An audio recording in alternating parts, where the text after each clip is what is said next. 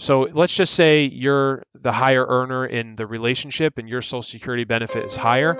If you decide to collect your benefit early, you might be hurting your spouse because if they end up outliving you for a long time, they might get a much lower benefit or survivor benefit by you deciding to collect early. Are you ready for a successful retirement? We're addressing the topics facing today's retirees. Welcome to Retire with Ryan. Now here's your host, Ryan Morrissey.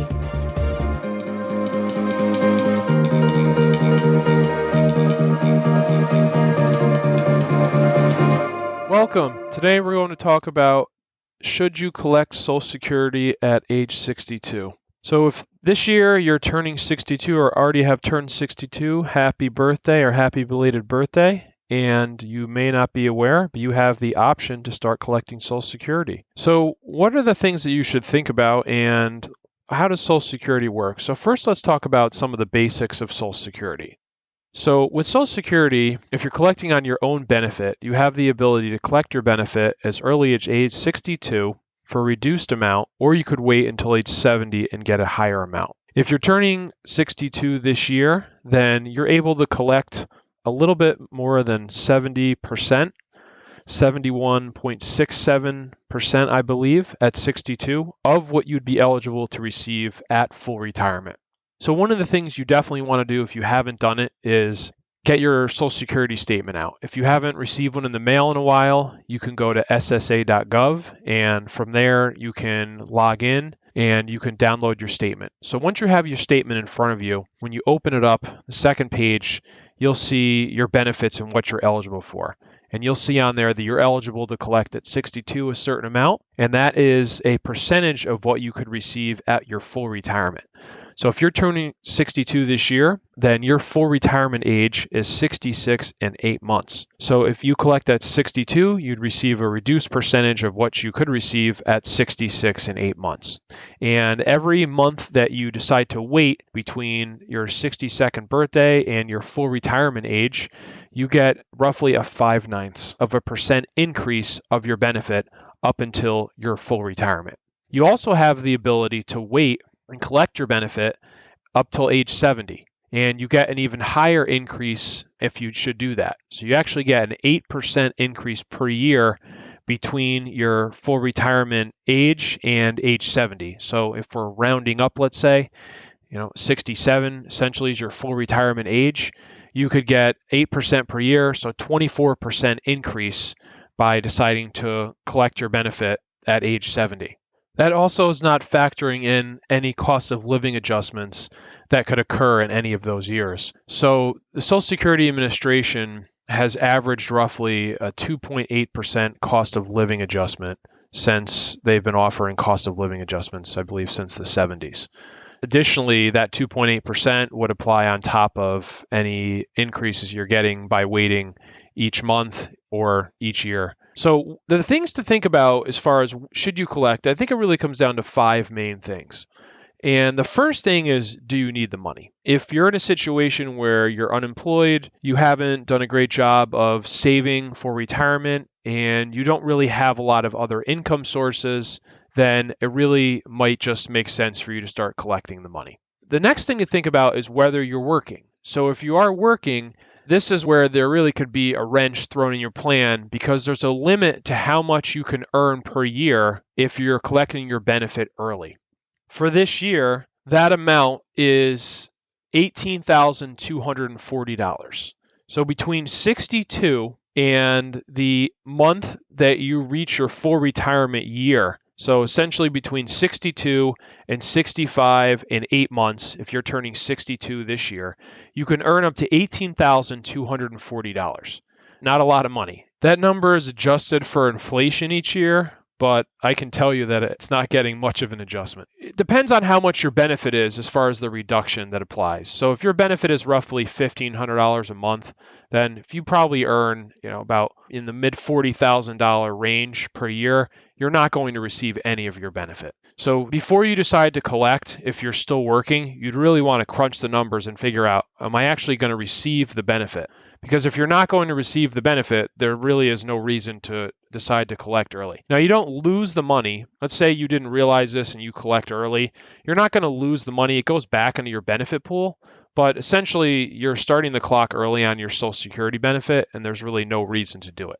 So if you're going to decide to collect early, you probably don't want to be working or be making underneath the annual limit. Now, that amount goes up in the year that you reach your full retirement age. So when you hit 65 and 8 months, the amount you can earn goes up to $48,600, and now your benefit is reduced by $1 for every $3 that you earn over that. And then starting in the year that you reach full retirement age, there is no reduction on your benefit. So there is no earnings limit. So the next thing to think about if you're going to collect early is whether or not you're married. So how does that factor in? Well, your benefit and your spouse's benefit is definitely something you should look at to see whose benefit is higher, and would you potentially negatively impact your spouse by collecting your benefit early? Now, how does that work? Well, you may not be aware, but there's a survivor benefit that you're eligible for if you're married to someone who passes away. You could collect the higher of your benefit or their benefit. So let's just say you're the higher earner in the relationship and your Social Security benefit is higher. If you decide to collect your benefit early, you might be hurting your spouse, because if they end up outliving you for a long time, they might get a much lower benefit or survivor benefit by you deciding to collect early. So you really need to think about that and look at both of your benefits. If your benefits are both the same, then you're not going to really negatively impact your spouse by you deciding to collect early, because they still have their benefit that they can collect, which they could decide to wait on their own benefit. But if your benefit is the higher benefit, significantly higher, and you're collecting it early, then you might be really negatively impacting your spouse from a survivor benefit. Next is, how's your health and what does your family history look like? So if your health isn't very good and you're single, then it might make sense for you to start collecting your benefit as early as possible, because you are not going to maybe have as long of a period of time to draw down in your benefit, and you're not going to get as much out of the system as you potentially could. If your health isn't as good and you're married, then that's a little more complicated discussion, as I was mentioning before, because that really comes down to the survivor benefit. So you'd really, again, have to look at your benefit versus your spouse's and figure out, are you going to hurt your spouse by deciding to collect your benefit early? Because one thing I didn't mention earlier is that with a survivor benefit for a spouse, the spouse has the option to delay their own benefit and get that additional 8% increase we talked about between their full retirement and age 70. So what a strategy that some spouses will use is that the spouse that is their survivor will collect the survivor benefit, and that survivor benefit is actually, you can collect that as early as age 60, and they'll collect the survivor benefit and they'll leave their own benefit alone, and they'll let their own benefit grow and continue to earn any cost of living adjustments, and even potentially grow it past their full retirement to age 70, get that additional 8% increase, and then switch over and collect their own benefit. But if you have collected your benefit early, you might be putting your spouse in jeopardy because you're not going to leave them as high of a survivor benefit. Also, regarding your family history, if your parents, your siblings, you have longevity in your family, people live a long time, well, you might want to think about collecting your benefit early, or not doing that, I should say, because now you're going to potentially give up a lot of money down the road. So there's different Social Security calculators out there. If you're handy with Excel, you could do this in Excel. But what you'd want to look at is what you're getting by collecting your benefit early versus waiting, and figure out what the break even is. Obviously, if you're collecting your benefit at 62 versus 66 or 70, you're getting a head start on your benefit. You're getting your benefit a lot early.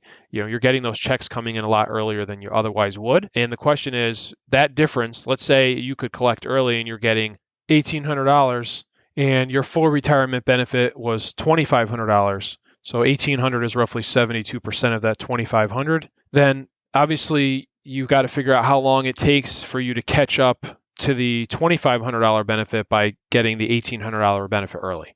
And I'll post this in the show notes, an example of this, but roughly it's about age 78. And the example that I use, assuming a 2% cost of living adjustment, Now, you could assume a higher cost of living adjustment or a lower cost of living adjustment. Obviously, if you assume a lower cost of living adjustment, you're going to catch up a lot more quickly to your benefit. A higher cost of living adjustment is going to take you longer to catch up. And then you could also run a calculation what it would look like between 67 and 70. So what could be, if you run these numbers out and you add up the difference, we could be talking about a $100,000 difference, possibly even more, depending on what your benefits look like, as far as money that you're giving up if you live a long time and you collect a lot out of Social Security. Additionally, by deciding to delay your benefit until 67 or even age 70, it puts a lot less pressure on your other income sources, mainly your investment portfolio, because now you're getting a much higher benefit from Social Security, and which means that you don't need to take as much from your income portfolio, and you don't need to rely on the stock market as much, so that might help to alleviate some stress for you. And another thing to think about, which I haven't really talked about, is can you increase your benefit by deciding to delay collecting your benefit? So the way that the Social Security calculation works is your benefit is based on your highest 35 years of work history. So if you don't have 35 years of work history, a zero gets added in for those years.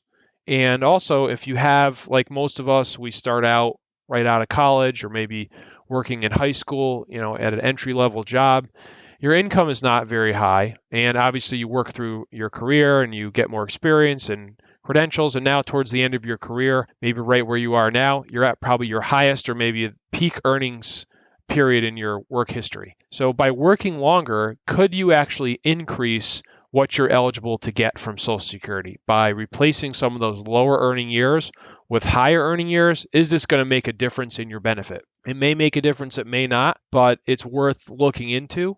You'd want to use probably one of the online calculators that the Social Security Administration has right on ssa.gov. If you go to their homepage and then scroll down a little bit, you'll find retirement calculators.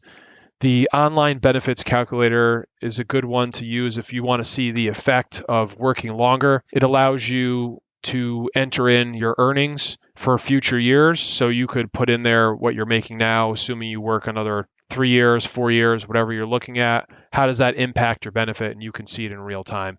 You'd want to have your statement handy, because on the third page of your statement, when you open it up on the right-hand side, you'll see all your work history.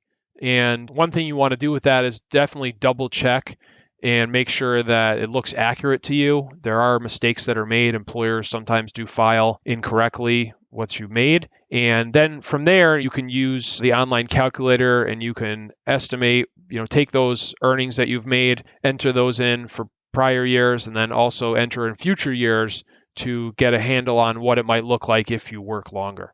Another thing you may be thinking about that I didn't mention is if you're concerned about whether Social Security will be there for you in retirement. There's different studies that are done, independent studies on the long-term solvency of Social Security and the Social Security Trust Fund. And I think as of a few years ago, the estimate was that by 2034, only 79% of the benefits would be able to be paid out. So roughly 14 years from now, if nothing is done to Social Security system, then they won't be able to pay out all the benefits. Well, this is something that is made to be a very political issue. It doesn't need to be. There's a few minor tweaks that Congress can do to the benefits and make sure the benefits are there for generations to come. We're lucky that we have enough younger generations in our country that will be able to pay into the system and support the older generations, whereas some countries are not as lucky. So I wouldn't let that scare you into collecting your benefits thinking the system's not going to be there, because if the current Congress was not able to solve this problem, I think eventually one would get voted in, so they fix this problem. So the key takeaways from this is that if you're thinking about collecting your Social Security benefit early, make sure you go through those 5 things I addressed, whether you need the income, whether you're working, whether you're married, looking at your family history, and will it benefit you by working longer to increase your benefits. I hope you found this information useful. If you're enjoying this podcast, please subscribe to it. One option is iTunes if you have an iPhone, or if you have an Android device. There you can use something like Stitcher or Spotify. And if you want to give any feedback on the podcast, that'd be greatly appreciated. And give us a rating as well. And if you need any further assistance on any of these issues, you can learn more about the services that I provide at retirewithryan.com. Take care. You should consult a financial advisor familiar with your specific circumstances before you make any financial decisions. Nothing in this broadcast constitutes a solicitation for the sale or purchase of any securities. Any mention of rates of return are historical or hypothetical in nature and are not a guarantee of future returns. Ryan Morrissey, CFP, is an investment advisor representative of Morrissey Wealth Management, LLC, a registered investment advisor.